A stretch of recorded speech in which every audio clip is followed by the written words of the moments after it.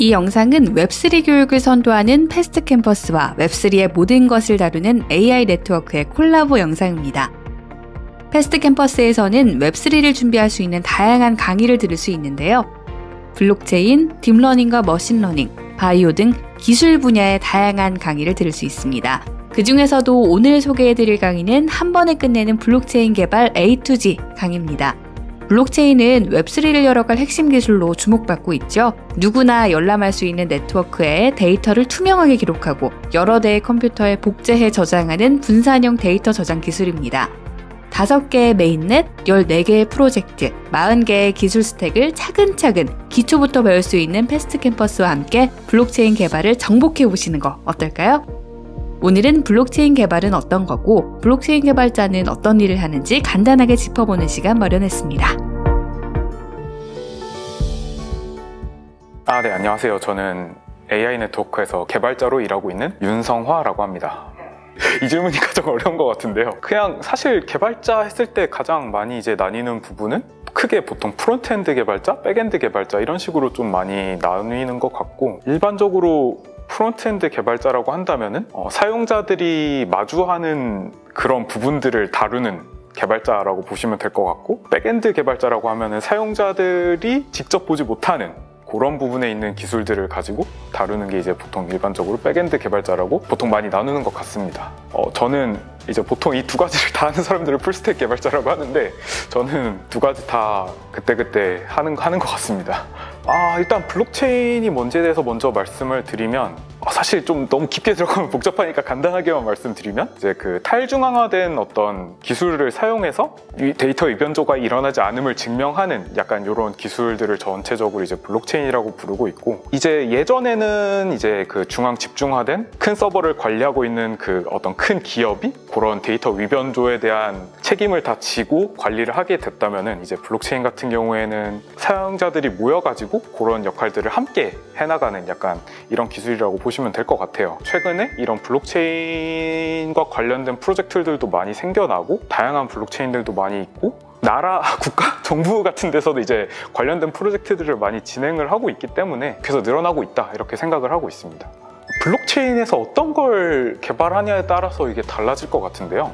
아까 말씀드렸다시피 개발자 기본적으로 프론트엔드, 백엔드가 나눠져 있고, 이 사람들이 이제 각각 배우는 게 다른 것처럼 블록체인도 어떻게 보면 이제 좀 나뉘거든요. 기본적으로 진짜 그 블록체인의 엔진을 만들고 싶은 사람들도 있을 거고, 스마트 컨트랙 같은 걸 만들어 보고 싶은 사람이 있을 거고, 아니면 그냥 만들어져 있는 어떤 블록체인 네트워크에 접근을 해서 간단하게 상호작용을 하는 그런 DApp 정도를 만들어 보고 싶으신 분들 뭐 이렇게 있을 것 같은데, 블록체인 엔진 레벨을 다루고 싶다 하시면은 이제 뭐 기존처럼 C나 뭐 자바스크립트나 아니면 고나 다루시면 계속 될 것 같고, 솔리디티 같은 경우에는 이제 많은 블록체인들 중에서도 딱 정확히 이더리움 블록체인에 스마트 컨트랙트를 만들고 그걸 올리고 그걸 사용해서 뭔가 DApp들을 만들어 보고 싶다 하시는 분들이라면 솔리디티가 필요하실 거고, 그 외에 그냥 단순하게 내가 이더리움 네트워크랑 통신을 해서 뭔가를 하는 걸 만들어 보고 싶다 하시는 분들은 각자 이제 자신이 편하게 쓰시고 있었던 언어의 대부분 이제 그 이더리움 네트워크와 통신할 수 있는 SDK들이 많이 나와 있을 거예요. 그런 걸 검색을 해보시고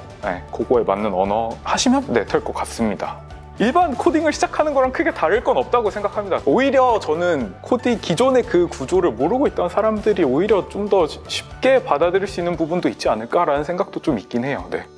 저희가 이제 뭐 다양한 표준들이 있는 것처럼, 기술들의 표준이 있는 것처럼 이더리움에서 이제 표준 같은 느낌으로 이제 나온 문서화된 것들이 있는데, ERC 땡땡 하면은 몇 번째 이더리움 표준이다, 약간 이런 식으로 생각을 하시면 될 것 같고, 그 중에서 이제 ERC20 같은 경우에는 이 네트워크 상에서 통용되는 그 화폐, 토큰이라고 그러죠, 저희가.